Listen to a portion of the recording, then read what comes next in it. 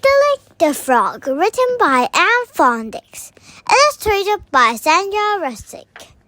Long ago in a dream time, a huge red frog roamed the earth. His name was Tiddalik. Tiddalik was so large that his back touched the sky. He was so wide that he filled the space between two mountain ranges. When he moved, the ground trembled and his feet made holes as big as wellies. One day, he woke up from a very bad sleep. He was very, very grumpy. He was also very, very thirsty. Water, water, he bellowed. His words made the clouds crackle with thunder.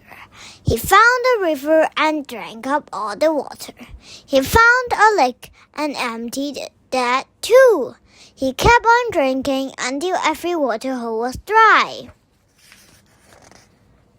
Tiddalik was now bucking with water and ready to burst. He was too uncomfortable to move. He shut his eyes and fell into a long, deep sleep. The days went by. Tiddalik slept. There was no sign of rain in the skies.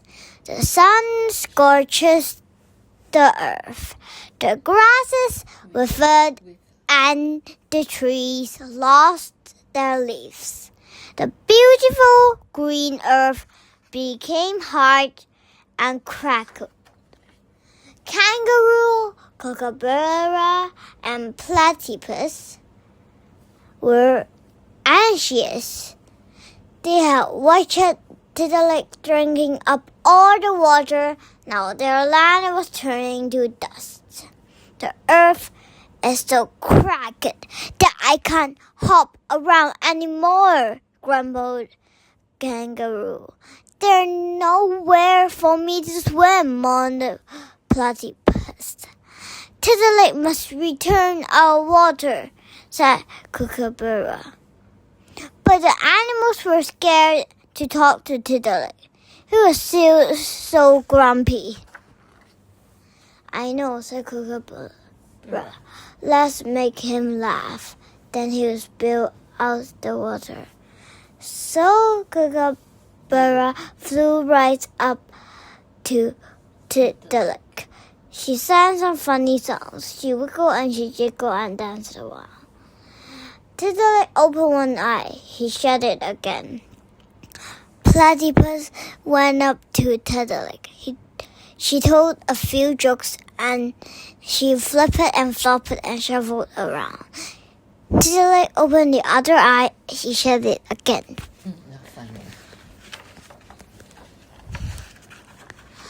Next, it was Kangaroo's turn. He loved to show off. He twirled and he whirled and thumped and bumped his tail around.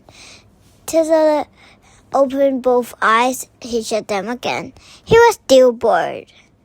Just then, little Elle came rushing towards the animal. This is ill. Let me make Tiddalik laugh, he cried. He raised it towards Tiddalik, turning some thoughts all the way. Little eel landed on Tiddalik's budgie stomach. He scrambled to get himself upright. He tittered and tottered and stood, looking up at the gigantic frog. Tiddalik opened his eyes. He was so astonished to see little eel, all shivering and shaking, sitting right on his belly.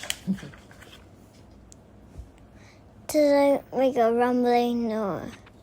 He chuckled and trickled of water dripped from his mouth. He chuckled some more.